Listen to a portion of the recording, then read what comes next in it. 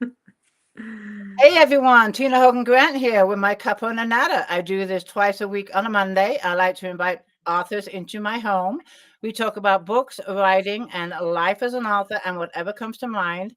And this evening I have award-winning author Carol Baldwin joining me. How are you this evening, my dear? I am great. I'm excited to be here. Very I excited. am excited to talk to you. Sadly, we had things come up last week where I had to cancel. And thank you so much for your patience. I'm glad I could get you in today.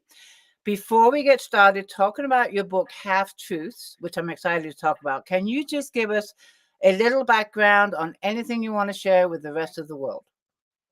A little bit about me, right? Is Anything, that what you're anything you saying? want to share. Okay.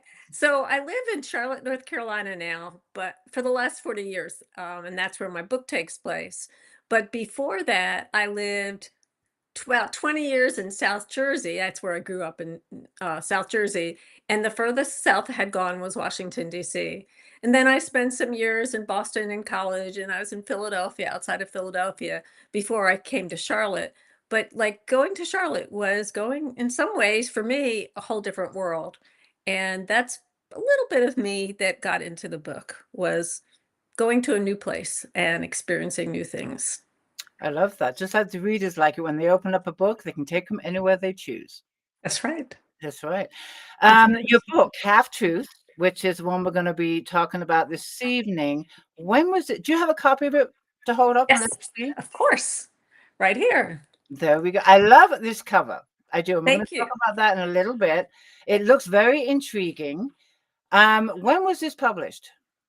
April of this year, 2025. Oh, wow. So Congratulations. I'm still in And my it first has year. won some awards, which is why I It has. introduced you as an award-winning author. Congratulations on Thank those. you. Can you tell us which awards this book has received? Well, the first award that I received was the Bronze Award from Reader's Favorite for a coming of age novel. So that was pretty exciting. And then I heard from the North Carolina Society of Historians that I won a historic award for the work that I did and the research I did and depicting Charlotte in 1950. And then the third one, which I will actually receive in a couple weeks, is from the North Carolina American Association of University Women, and they picked Half Truths as their young adult book of the year.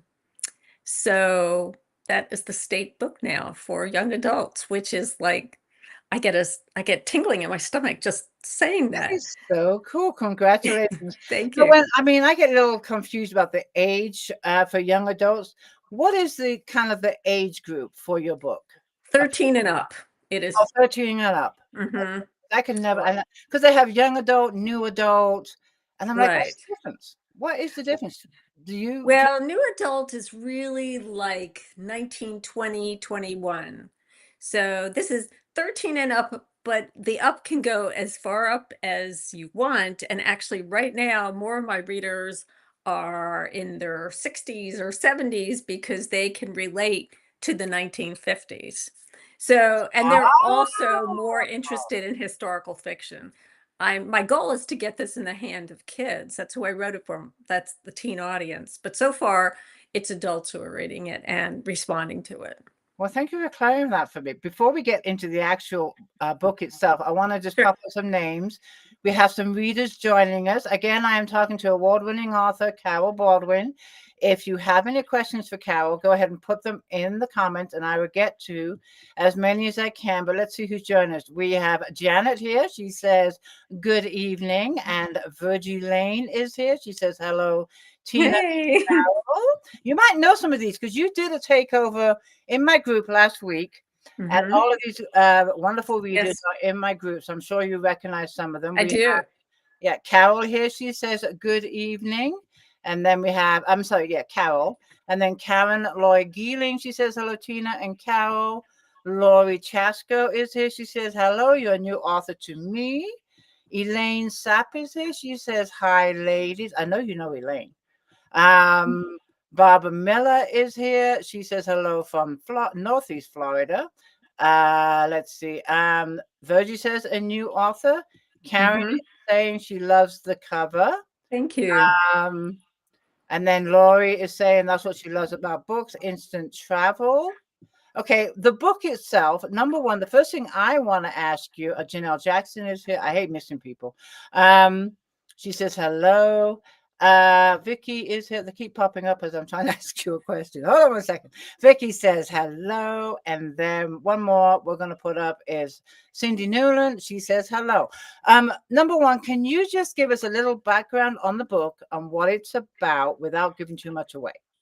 Okay, so the very short pitch about it is that it's a white girl and a black girl in Charlotte, North Carolina in 1950 who discover they are second cousins. Oh. And that's what everybody says. That's the reaction I get when I give them that pitch. I mean, it's also very much about the two of them.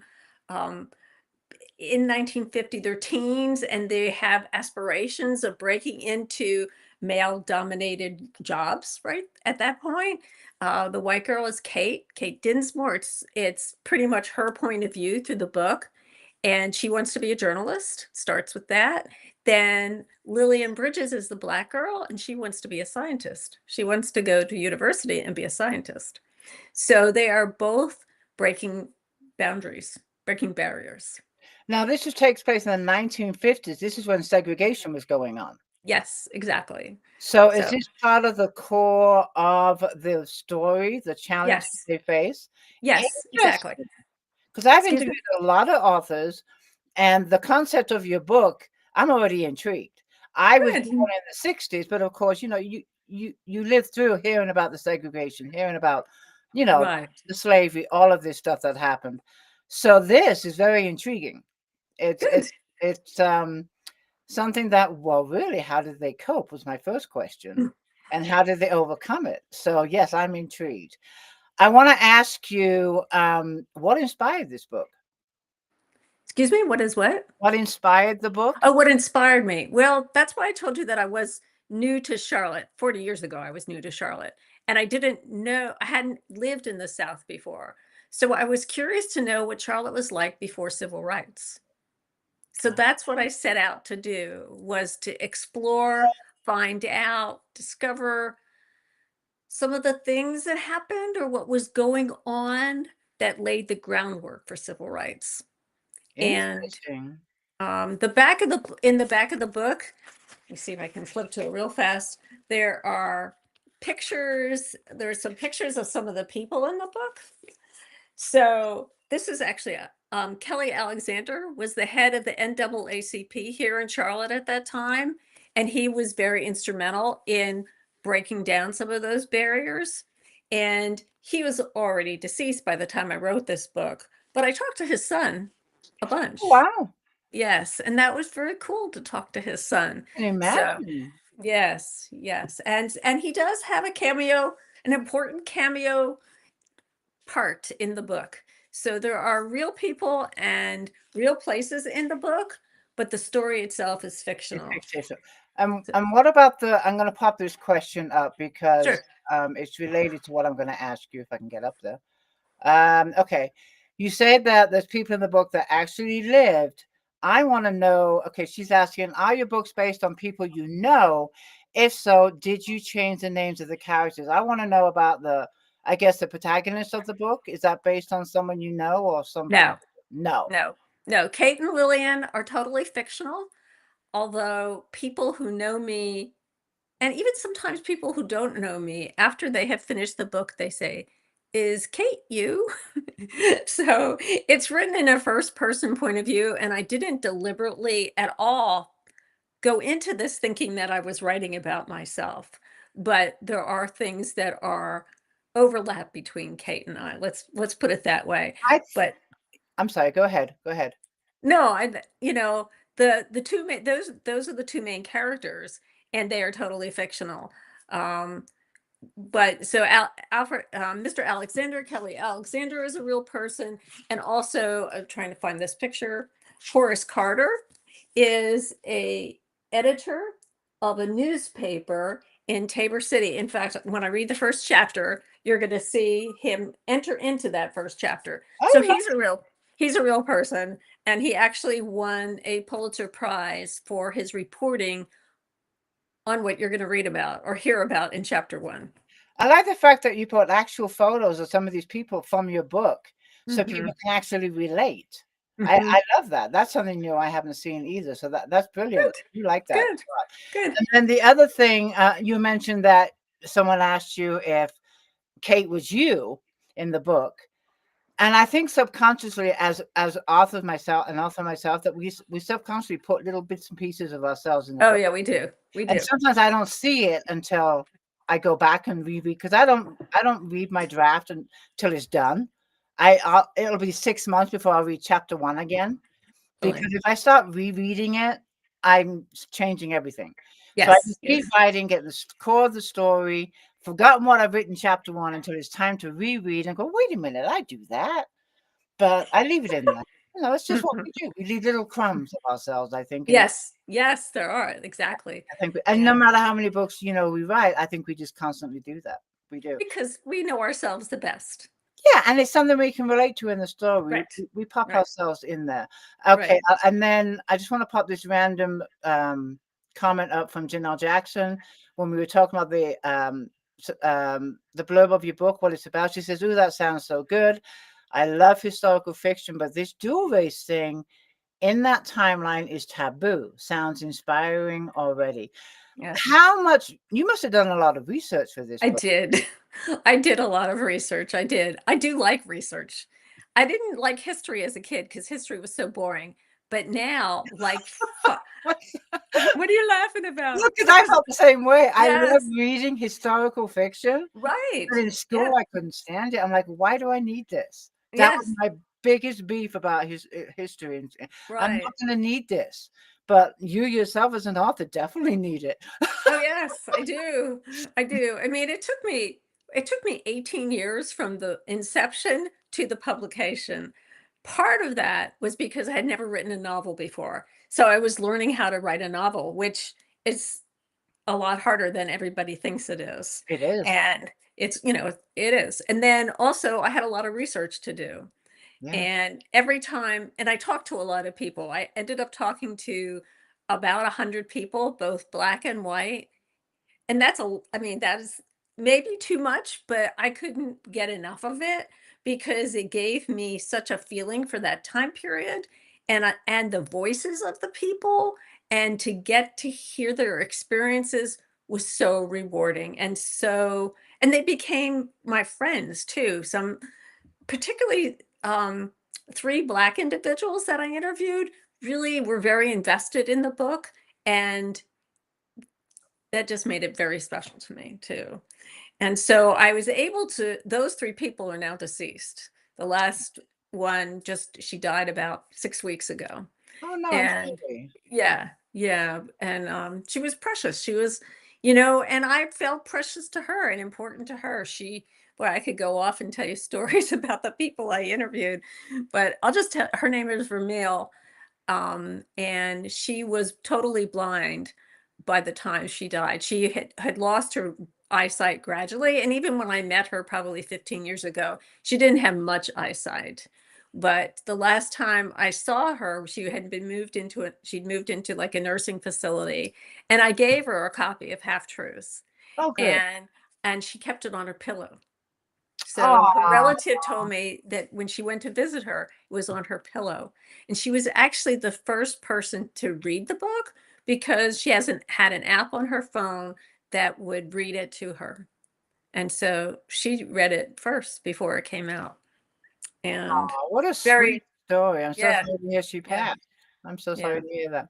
When yeah. it came to your research, I can understand that it takes, I mean, I say this many times in the chats when I'm talking to a historical fiction author. I love historical fiction. I love reading it. It's one of my genres that I love, but I could never write it because of the research. Mhm, It scares the heck out of me, but I will mhm, gladly read historical fiction, but I can't see myself ever writing it because of the mhm. research that's involved. And Yes. right there, 18 years. What in your research, what popped into your head about, I always love to hear like maybe the most shocking or surprising thing that unfolded when you're researching your book.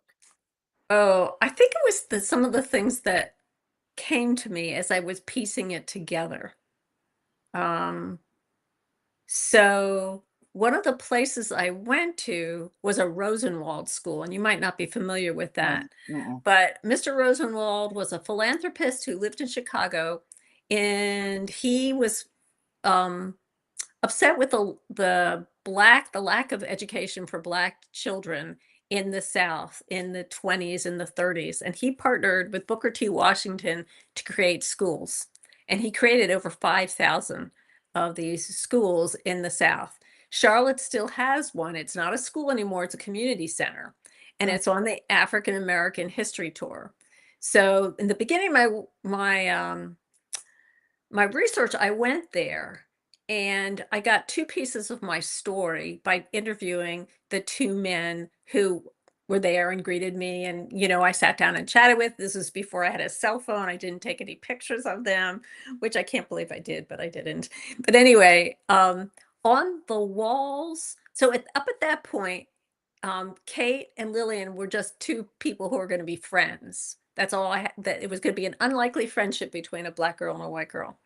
And when I came in, they had portraits of the principals on the walls of the school, and I saw that one was a white man. And I was like, oh, I'm surprised that there was a white man. I thought they were all Black principals. And then I realized he wasn't white. He was very light skinned African American. And Oh, so it's that point that I realized that Kate and Lillian could be related.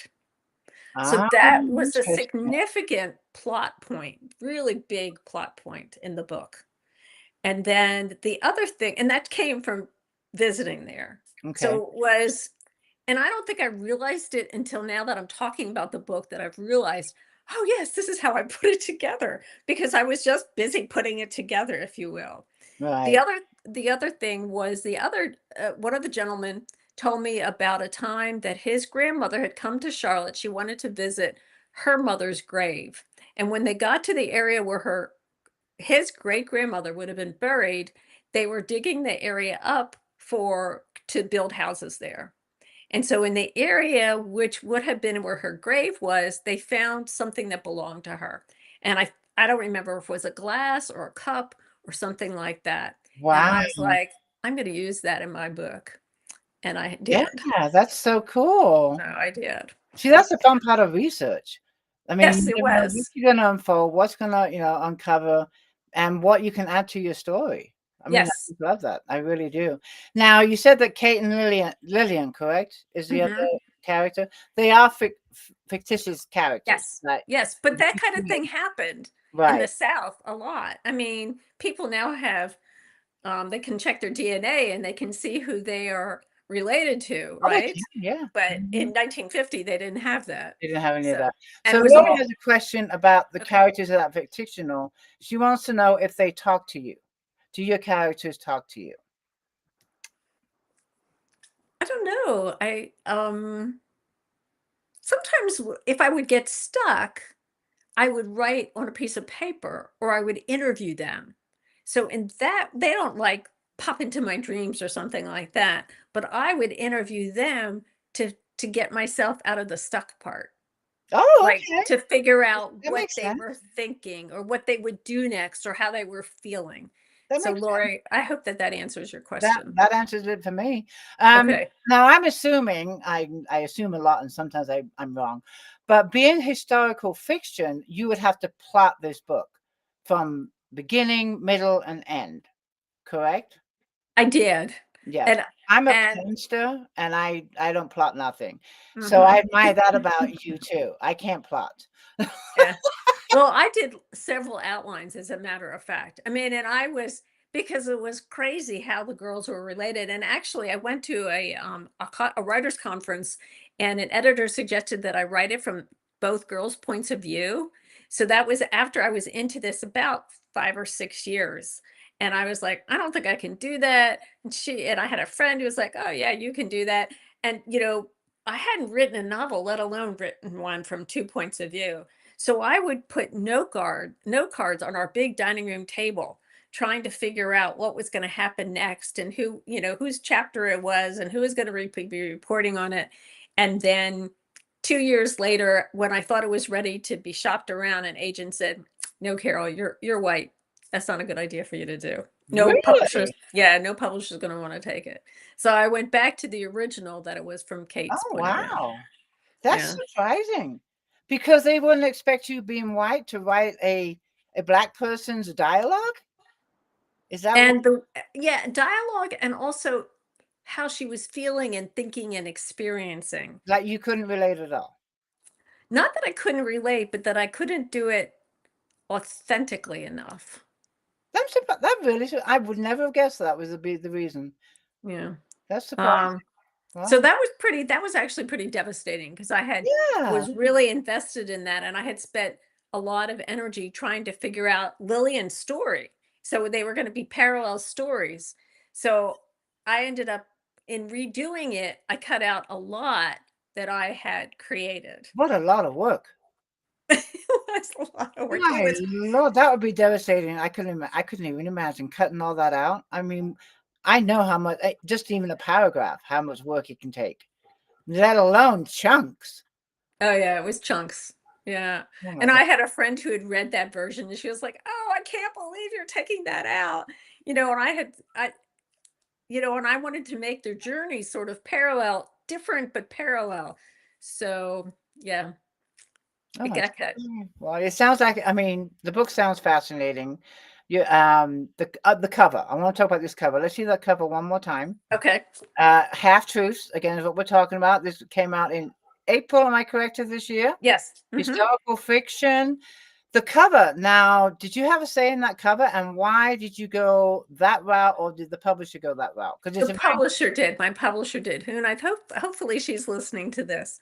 She said she was going to tune in. cool. But I originally had pictured like a light-skinned black girl and a white girl on the cover. That's what I pictured. And nothing worked. Like she tried to play with that idea. She was it Monarch is a small press and but she gives a lot of individual attention and I had a lot of input into it. And but it just didn't work having that. She came up with the idea of the attic. And she came, I mean, this is all Jen Lowry's idea. It was all her idea. She came up with the attic because there's an important scene, In the one or book. two scenes in the attic, obviously. And then she came up with the idea of putting the title like that with the lettering like that, Yeah, so making that's it rather fun. That's interesting font. I wanted to know the reasoning behind that. Did she say why? I mean, it pops. well, it just makes it a little bit mysterious. It does, and it pops too. It Makes it a does. little It really does. I want to pop up some random questions for you, and then I okay. have some other questions you got in your book. This one is from Dana, and she wants to know, do your family members read your books? Some do, some don't. Okay, that's a good one.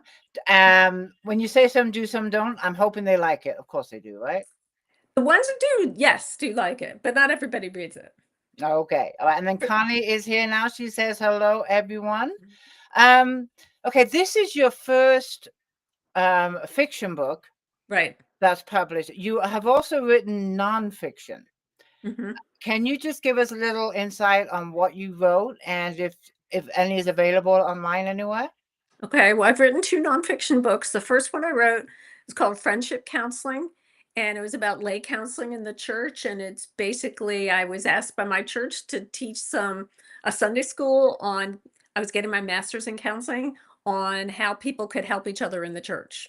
And so that was the first thing that I published back in 1988, which now seems like a long time ago.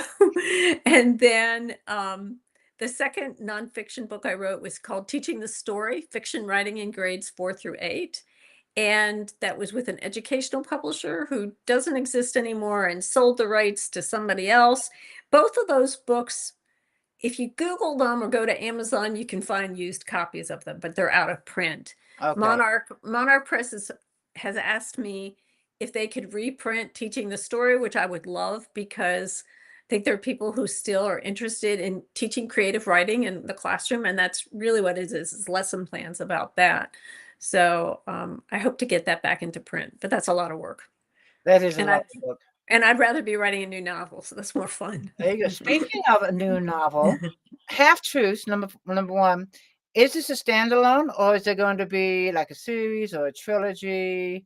Yeah, it's pretty much a standalone, although I didn't realize I was ending it on such a cliffhanger because lots of people said, "Well, what happens next? What happens to Kate and Lillian? You have to tell us." And I'm like, "No, I'm not going there. I've spent 18 years with these people. I'm ready to move on." So, um, I do leave it up in the air where they are. But what I'm working on next is Kate's her paternal grandfather's story. And he, it'll be 1893, another historical fiction, middle grade for boys and girls. I think this is more of a girl book because the characters are girls.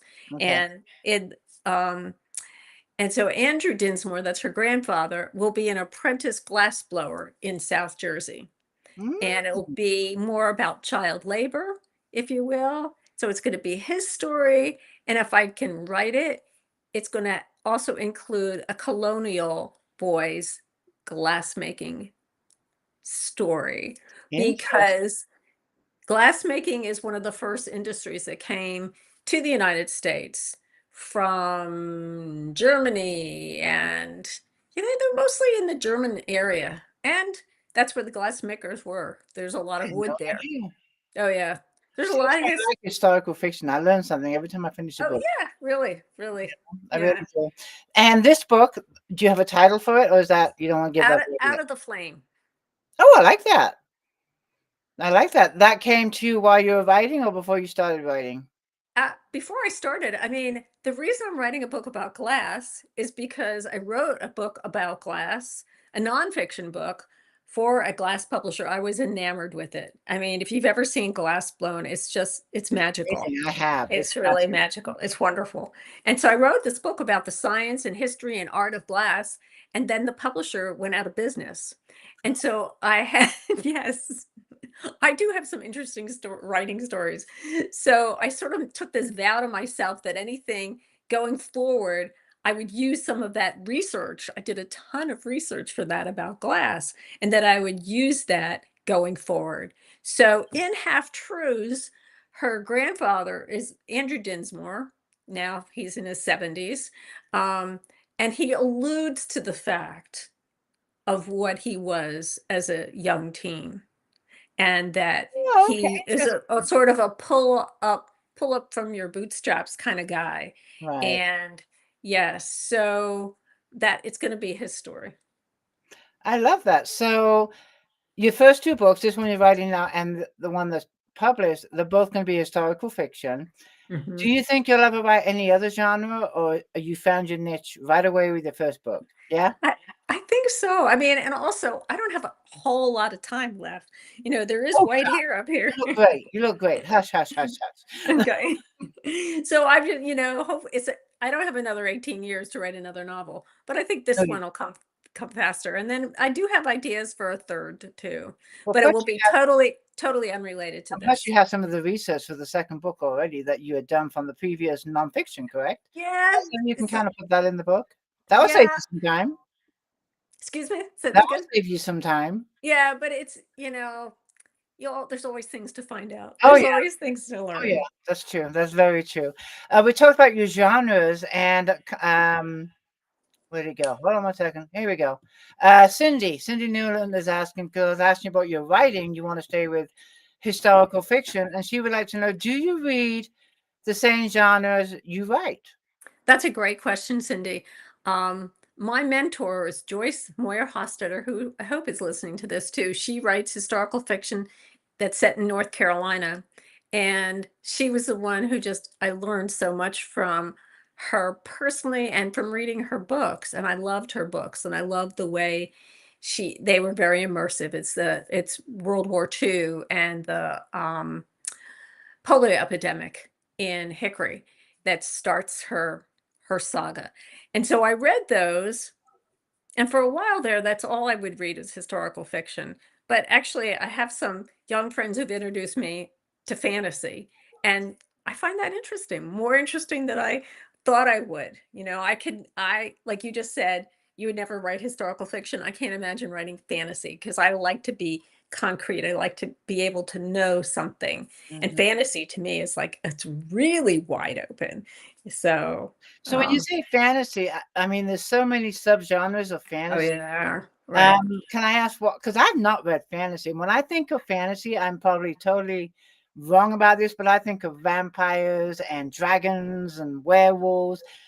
And that's something for me that is like, I'm not sure if I can get into this. But I shouldn't knock it until I try it, as they say. So when you read fantasy, is that the kind of fantasy that you No, see? no, Monarch has a an author, Stephanie Cotta, who writes they're sort of gothic horror and a little bit macabre. And I would never have guessed that I liked it, but it was so cleverly and well written and beautifully written.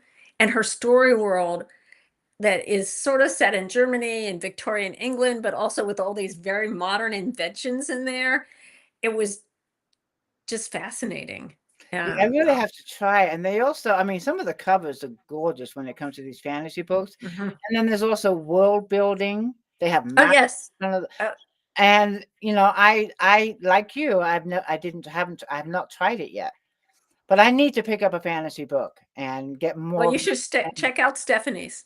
I'll send you some links to her Yes, books. send me some links. Stephanie Cotta, And Cotta. it's something that I can't imagine like yourself writing, but I Hmm. should at least try reading it. I really should. Just, open my horizons here. A couple more people have joined us. I want to pop them up and say hello. We have Janet. She says hello. And also Belinda Moody Man is here. She says sorry she's late, but she is here. Okay, we are going to put on the brakes for a few minutes because we are going to have a treat and listen to you read an excerpt from Truth, Half Truths. Are you ready Okay, now? Are we good? that's fine. It's All fine with right, me. so I am All going right. to be quiet and hand it over to you. All right. So I'm going to read you all the first chapter, chapter 1. And I want you to know that every chapter starts with a newspaper headline.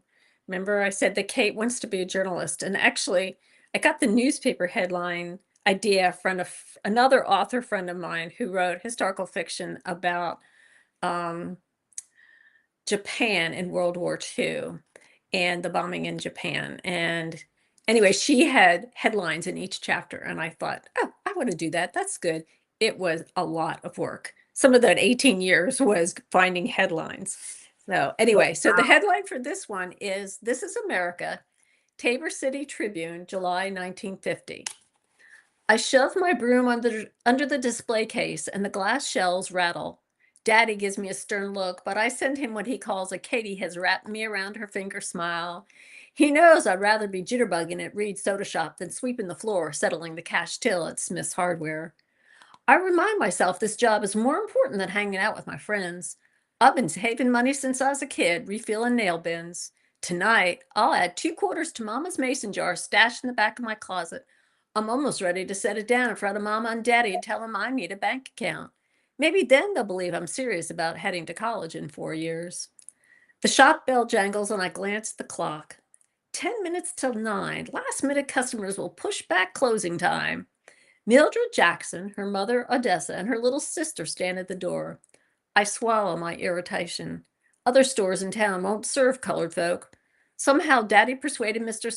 Smith that it was the right thing to do. I'm glad, but this late? Really?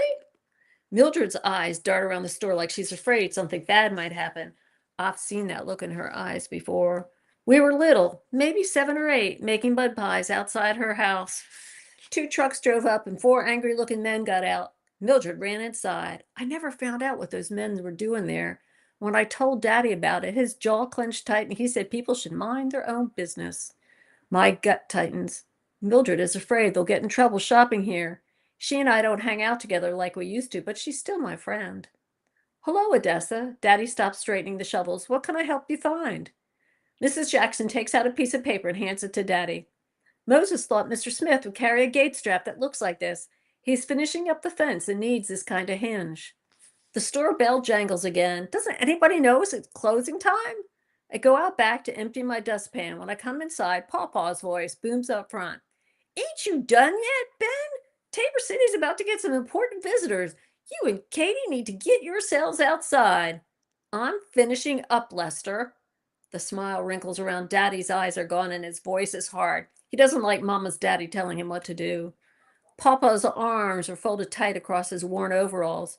It's no secret he doesn't agree with Daddy about letting colored shop with whites.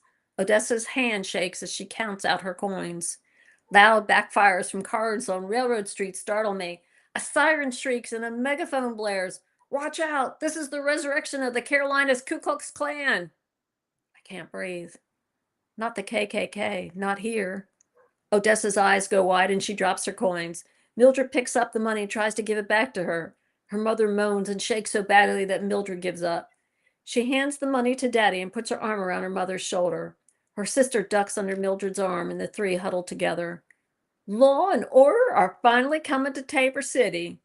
A smirk spreads across Papa's face. You coloreds need a big dose of it. You let them be, Daddy says. Mildred's cheek muscle twitches.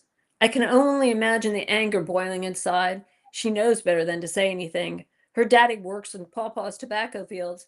She wouldn't dare risk him losing his job. Papa yanks the cigarette stub out of his mouth, drops it on the floor, and grinds it out with his boot. Another mess for me to clean up. I love my grandfather, but that doesn't mean I always like him. Automobiles honk in the street and Papa heads outside. Someone yells, "Here they come!" My heart bangs against my chest. What if Papa tells somebody that the Jacksons are shopping at Smith's? Will the KKK barge in and threaten them? Will they get shot at? What can we do to protect them? Katie, show Odessa and the girls out the back way, Daddy barks. I hurry them through the store. No one talks. Mrs. Jackson's heavy breathing is drowned out by the man on the megaphone repeating himself, his harsh voice pushing through the open window. It's too dangerous for them to leave now. I motion for them to hide behind the sacks of chicken feed. I try to act calm, but the hair on my arm stands straight up. I don't know how they're going to get home safely. The only way out of town is on the other side of Railroad Street, the street where the KKK is invading the town. Before leaving, I hug Mildred. Don't go until you can't hear those awful men outside.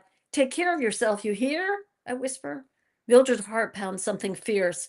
I'm more than just an old friend. I'm an island in the middle of an ocean of hate. Daddy locks up the store. We make our way through the sidewalk crowded with farmers and their families. Pawpaw stands by the curb and waves his straw hat at the string of slow-moving automobiles snaking their way down the street. A farmer waves to Pawpaw and yells, "Hey there, Lester! Ain't you glad the KKK is here to show these uppity coloreds who's in charge?" Saturday night shoppers hush like an invisible hand has shut their mouths.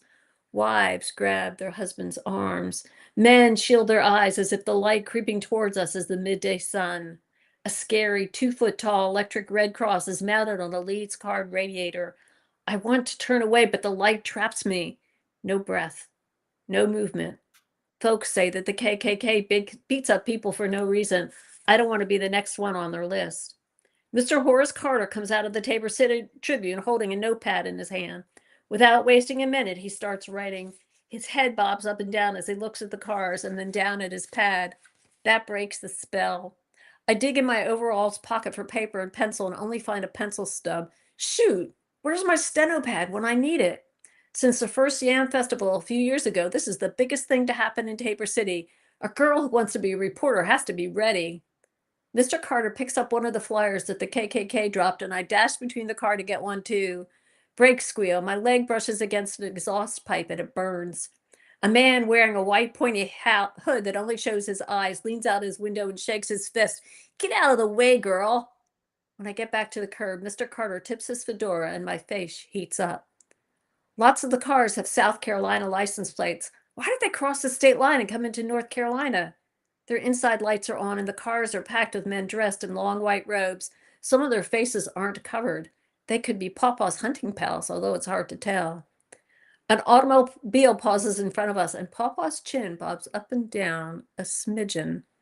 If I hadn't been looking right at him, I would have missed it. The driver has to be one of Papa's buddies. Sweat pours down my back, even though the heat of the July day is gone. Naming that man would give me a great scoop for the Tribune. That thought quickens my heartbeat. If I write an article saying who that man is, the KKK would be furious. Since everyone knows I'm Ben Dinsmore's daughter, they could get the notion to hurt Daddy for letting colored shop at Smith's. I'm a teenager, not a journalist like Mr. Carter, who's not scared of reporting the truth. Maybe one day I'll report important stories. Not now. Ooh, that sounds good. That's chapter 1, right? Chapter 1. Oh, thank you so much. I want to pop up some comments from your reading. I love the accent, by the way, too. You nailed it. Thank you. Elaine says, great voice for reading. You do a fabulous job. Thank you for reading. Debbie is here, and she also says, great reading. I Thank you. absolutely love listening to authors read from their work. Lori Whitney, oh, here it is. Lori says, where is it? Do you do any audio recordings? You have a perfect voice for this reading. Well, thank you. I have never considered that before, but thank you for the compliment. You do have a great voice, and especially being your own work, you know how to emphasize your dialogue and all that. I mean, my books I want to have done in audio, but I don't think I could ever read them myself. I just couldn't. I don't have the patience. It takes so much patience. Yeah. It does. And equipment. You need a lot And of equipment. That's true. Virgie says, great reading, thank you. And Karen Geeling says, wow, I want more. Good. Janelle Jackson says, wow, that sounds so good. Thank you for sharing. Cindy Newland, thank you for reading. It has me intrigued. Belinda, I love the reading. It was so good. Thank you so much again for reading. I am very intrigued by the book. Questions, back to questions. The book you're working on now, the first book, Half Truth, took you 18 years to write. Well done on finishing that book. Now with this second book, what is something you're doing differently writing this book that you did in the first book, besides taking 18 years to write? Well, it's interesting that you said that you write through and you don't read what you've done, which is actually, I probably need to do more of that. Yeah. So I have, you do want to fiddle with your words. And I have done, since Half Truths came out, before it came out, all I've been pretty much doing in my time, my writing time has been marketing. I've been doing promotions and Right. all sorts of different things. And actually, today was the first day in a long time that I let myself get back into that work in progress. And it was very hard not to fiddle with it. Yeah, So, I yeah, but cannot do it because, like I said, I open up a can of worms and I start changing this. Before I know it, I've got a brand new chapter that was nothing like the one I just wrote. right. And So I'm sorry. I, Go ahead. no, I think that I kept it to a minimum. I mean, there were things that I didn't change that I know I will change. There was another thing that I was like, well, maybe it should be this instead. So I'm not doing as much fiddling as I used to do, but I really feel like I need to read it because it's been so long since I worked on it. A recap. But yeah, I really need to see where am I and what have I done. Mhm. Yeah, I'll So read the last paragraph of that I wrote. just the last paragraph. It's the Yeah. last. And the other reason why and then this, and like Laurie said, she says whatever style works for you, which is very true. Mhm. Um, the other reason why I don't reread what I wrote is because after I finish the first draft, I want to read it all as a complete book. That's And good then I idea. can see what it needs, where it needs more, where I've been repeating myself. Well, Tina, you said that in chapter 2, and now you say it in chapter 10. Readers do have a good memory. You don't need to keep telling them this stuff. Right. But So we forget, as authors, you we don't forget that we've said it. yeah. So Yeah. for me, once I have what I call the bones of the story, then I will not. I don't even edit it. I just read it, but I'll make notes. I'll make like Mhm. notes of like this needs more fill, this needs more dialogue, this has got. Right. But I Right. just kind of read it as a whole. So for me, that's what works. If I just read Yeah. one chapter, then I don't get it as the whole picture. Right. So I'm going to take your advice Yeah, whatever. and I'm going to really try hard not to fiddle with it much. I mean, leave myself some notes, but Mhm. I need to see what, I mean, because seriously, it's been almost a year since I worked on it. Yeah. So I really don't I remember mean, much. I'm the first one to admit my first draft is just a hot mess. I mean, it Hmm. is. I mean, I'll see spelling mistakes, grammar mistakes, but you know, I don't care. No, Not at right, that stage to clean it up yet. right, And right, that's why right, I have an editor, you know, right. you know, but Well, I yeah. clean it up as much as I can for, of course, but I don't get to the stage of editing, spelling corrections, or whatever until probably the third or fourth read, Hmm. you know. Yeah, yeah, yeah. So I'm still learning that, if you will. But I mean, when I first started this, I would the amount of time I spent on a first chapter was ridiculous because I really wanted it right for my critique group before I would go to the next chapter. And then, of course, that first chapter got thrown away because it's not where the book Yeah. started, you know? So, Yeah, um, I mean, it's like Laurie said, we all find our own styles that works, and you can try something new, and it might be a total mess for you that it doesn't work. But mhm. you're like me, I want to try something new, and there's other things where I've interviewed a lot of authors, and I always ask them about their writing habits. And one author says, "Well, I know there's going to be this scene, but it's like 10 chapters away, but she'll write it anyways." Mhm. I've never tried writing a chapter out of sequence. For me, that would be confusing, but it totally works for her. Mhm. So Yeah. go ahead. I don't know what software you use, but I use Scrivener when I'm drafting, and I find that really helpful because you can, well, you said you're a pantser, so it might not work for you. Like I can put all these chapters, and so if, I label them all, and then if I wanted to work on chapter 10, well, I'll just go to chapter 10 and put it in, And put you it in. There know? you go. Yeah, I use Microsoft Word. I'm just Yeah. old school. Yeah. I guess call it old school, but I just write in Word document. But Hmm. what I do love is Excel sheets. They keep me organized because Oh, I've written 17 books. I wrote my debut in 2018. I can't remember some of these characters' names. oh, really? I'm So I sure. yeah, I'm so I have sure. an Excel sheet when I'm starting a new book now. Did I use that in any of my books, that name? Because I Sure. can repeat the name. So I have an Excel sheet of the name and what book it appears in. Because I Well, don't and also probably some of their characteristics. Yeah. exactly. Yeah, Yeah. Yeah. I keep tabs because especially when you're writing a series, you Mhm. want to keep tabs of Jill, how she drinks her coffee, or so and so, what kind Right. of car he drives, what kind of dog he has. So for me, Excel sheets keep me in order, but That's a good idea. I think Mhm. Scrivener will do that for you too, won't it? Yes, yes, It'll it keep would. tabs of Oh, all your Scrivener files. has so many, and it's very inexpensive. It's like $50. And then after you work with it, you can export it to Word. Oh, well, there So, you go. I should look into yeah, it. so you might want to look into it. But I was just going to say something Uh-oh. about it and I forget what. But yeah, you can just dump, and I know you're not research, but you can dump stuff in from the internet. You can dump it all into one place. And that I really Oh, I like can that. imagine it being really helpful for research. Yeah. Yeah, totally. Yeah. So, Mhm. yeah, I've never used Scrivener, but a lot of authors do use it. I might be something to look into after 17 books. I might make my life a little bit easier. Who knows? Yeah. I'm willing to try something new.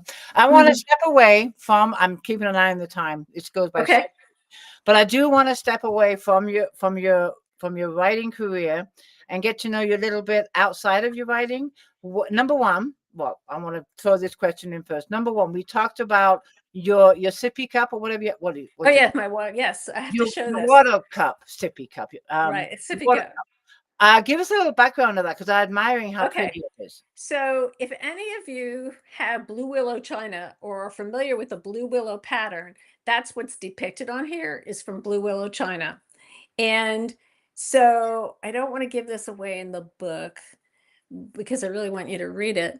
But remember when I said that man told me about his grandmother finding something in a cemetery grave in Mhm. her, okay? And I was like, okay, I'm going to put that in my book. So I decided it was going to be a piece of china. I went online. I asked my Facebook friends, what china pattern should I use? And a lot of them came up with blue willow china. So I was like, okay, I'll use blue willow china. So blue willow china has become my thing. This was from my friend Kathleen Birkinshaw, who's the historical novel that I was telling you about that takes place in Japan in World War II. Um, So she gave me that, but Blue Willow China is instrumental and important in the book. So it's become my brand, I if you love will. that. I Yeah. do. And it's a Yeah. beautiful cup too. Thank you. It's Thank you. beautiful. Okay, So stepping away from your writing, when you're not writing, I'm assuming, okay, here I go assuming again. Number one, do you write every day? not on Sunday, Okay. but I do something pretty much related to writing every day. Every single day. Yeah, Do it you might say, not, but like, I've taken a break from creative writing because Monarch is small, I'm doing the promotion work myself. So independent authors have to that's do a what lot we of work. do. That's what we Yeah, do. We wear a lot of that's hats. right. Yeah. So yeah, so it's a different kind of writing. It's writing up queries for articles or queries for conferences and presentations and newsletters and blogs and all that kind of It thing. just never Yeah. ends. It really It does. it never ends. That's All right. you want to do is just write our books, but no, we got to do. Yeah. Okay, so when you're not writing, what do you like to do just to Take take? walks. Ah, I like to take walks. I live near a greenway. I like to take walks, like to exercise. I'm into Pilates and yoga and bar right now. I also golf a little bit. Not very well, but I enjoy it. hey, that's So, it's about being all the fun of it. You know, yeah. we call it crazy golf in England. What's it called over here? I don't know. It's where you go to. It's like all different, like amusement park kind of golfing. What's Oh, it? like a mini golf? Like Mini a golf. There putt-putt? we go. That's the Oh, only kind of golf I've ever played. So with the well, grandkids. So you beat me hats down. and I do like to read, but I don't find a lot of time to do that. So, but I do like to read. Okay, wonderful, excellent. I love that. I'm just looking at some of the comments here. Your debut novel came out in April. This Right. is this is such an amazing feeling to see your book in print for the first time. Can you It just is. give a little bit of how you celebrated? I autographed it. Yay! I autographed it and then put my picture up on Facebook of me autographing my first book. Sometimes I eat chocolate when I'm like the little milestone to celebrate. Um, I talked to some family members who are really supportive. My sister-in-law, my sister, my brother. I'll chat with them on the phone about and I'll celebrate with them. And I did travel some this summer. It was like I went to Alaska. I don't know if that was it was sort of like a nice break from all Oh, of it it. sounds And it wonderful. was also a celebration that, oh, my book is out. I'm going to go do this. So that was a big trip. That's one place I want to visit so bad is Alaska. Well, you're on the right side. I mean, you just got to scoot up there, Yeah, right? it's just finding time.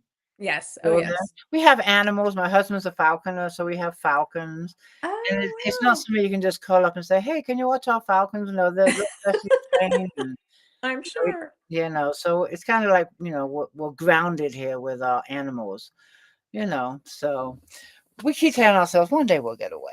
One day we'll get out of Dodge. But in the meantime, I can dream. I can dream. But I write books of where I want to go. One of my books took me to Alaska, so I feel like I kind of know it now. There you go. And I bet you had to do some research too. I did, and in Mm. fact, I don't want to get into my books and lose the subject matter, but it took me to places I never even heard about until I started doing the research and needed a certain town to fit the narrative of the story, and it's Hope, Alaska. I don't know if you ever heard of it. Mm-mm. It sounds like, well, it is a rustic, quaint little town that I really want to go see. I really do, That and would be and cool. give them some of my books in the gift store. Yes. Your book is based. Your town is in my book. Yes. It really is. Um, the book that you just wrote, Half Truths, over the time that it took, what was the hardest part about writing that book? The scene where the girls, they've realized that they're related, but they haven't said it to each other. Mm, And so that scene was really hard to write, and I rewrote it several times. So to get it right from both girls' emotions right. and just to communicate that. So that was a tough scene to write. It sounds like it. Did you ever experience, they call it writer's blocks. We all have different names for it. Did you ever experience that? And if you did, what did you do to overcome it? That's when I would do the side writing. Like if I didn't know, I would just say, okay, talk to me. Lillian, what are you feeling like right now? Or what are you thinking? There you And, go. I would interview my I characters. love it. I love that. That'll make I'm it. sure it's not unique to me. I'm sure I read about it somewhere, but that's really what got me going. And so I never really experienced writer's block. I did experience like, is this ever going to come out? Because before Monarch took it, I got a lot of rejections, from agents and from Right. publishers because historical fiction is not the hot genre for young adults. That's partly why adults are reading it more than young Because adults. they can relate. Yeah, but young adults are gonna get, we're gonna get there. They will. It's They it's will. a harder market to crack. They will. But anyway, I forget what I was saying, but anyway. That's okay. We're going to wrap this up pretty soon. Otherwise, I won't be able to upload it to Instagram and everything. But as always, this is a fascinating chat. I could chat with you for a lot more time. It would But be I have fun. one final question for you, and I ask all the authors this. But what is one piece of advice you can give to a writer that wants to become a published author? But in share. Ah, You've never heard that before? It's not gonna happen unless you show up. perfect. Absolutely love that. Okay, wrapping up. Again, your book is Half Truth, Historical Fiction, Young Adult, Multiple Generation. Now, Generations. where can readers find this book and what formats is it available in? On Amazon is the best way, and right now it's just in paperback as well as for Kindle. You Okay. can download it for that. It's not in audio yet. I'm thinking about that, but that's a whole No. another Hmm. big project. Yeah. But Okay. make sure your readers or your listeners know that I'm going to give away this copy. I'm autograph it to one of your listeners. Yay. So Thank you so much. That's so generous of you. And your website, Cal, what is that? carolbaldwinbooks.com. Perfect. Thank you so much. And readers, I am doing my giveaway also, which is a $5 Amazon gift card. And all you need to do is share this video from my author page and share it as many times as you want in your favorite groups, on your personal page, wherever you want to share it. But do tag me so I know you shared it, and you'll be entered in the drawing for the $5 Amazon gift card. The more times you share it, the more times you are entered. And I'll be announcing the winners for both the signed paperback from Carol and the gift card in a couple of hours after I feed my doggy. Carol, do you have any last words before we sign off? Yeah, but don't forget, I'll give an ebook to someone internationally because Okay, I'm not going to mail this internationally. But if somebody is from Australia or Canada, we'll put and them in the you'll direction. figure that out. But I'll give an ebook away too. Perfect. Thank you so much. Carol, this has been a joy. Thank you so much. It's been Readers, so much fun. it has. And readers, thank you so much for joining us. Again, Carol, if I didn't get to all the questions, feel free to go to my author page on Facebook. And if you have time, just look in Oh the yes, comments for any questions we didn't answer. Thank oh you so yes, much, definitely. readers, for joining us. And I will see you in the Thank group you. to announce the winners. Good night, All everybody. right.